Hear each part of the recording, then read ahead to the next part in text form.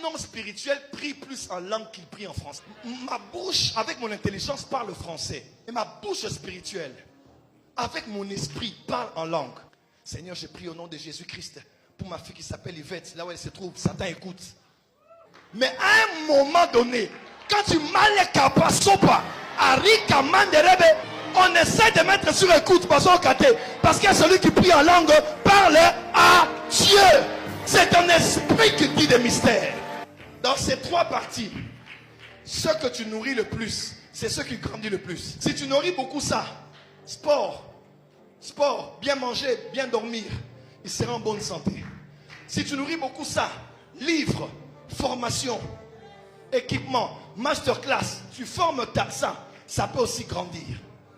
Mais quand tu prends ça, pour grandir ça, ce que tu nourris, c'est ce que tu fais grandir. Parler en langue n'est pas ce qu'on sort de la bouche. Est-ce que tu sais que je peux être comme ça au bureau, devant une autorité politique, je parle en langue mais je n'ouvre pas la bouche?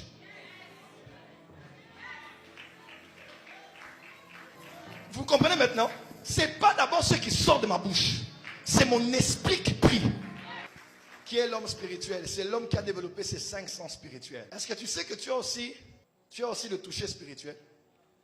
Tu as aussi l'odorat spirituel? Tous les membres de ton corps physique sont attachés aux membres de ton corps spirituel. Tes mains physiques sont attachées à tes mains spirituelles. Ta bouche physique est attachée à ta bouche spirituelle. Tes yeux physiques sont attachés à tes yeux spirituels. Tes pieds physiques sont attachés à tes pieds spirituels. Il y a un lien entre tes membres physiques et tes membres spirituels. L'un peut influencer l'autre. L'autre peut influencer l'un. Quand Satan veut tuer tes yeux spirituels, il va sur tes yeux physiques. Voilà pourquoi beaucoup de gens qui travaillent dans la voyance et dans les révélations, ils sont accros à la pornographie. Parce que Satan sait que si tes yeux physiques sont souillés, tes yeux spirituels seront souillés. Voilà pourquoi dans Proverbe et dans Psaume, on parle de la purification des membres du corps.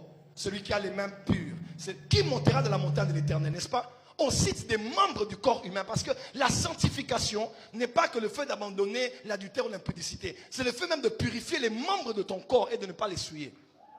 Plus tu sanctifies les membres de ton corps physique, plus tu augmentes l'énergie de ce membre correspondant dans le monde spirituel.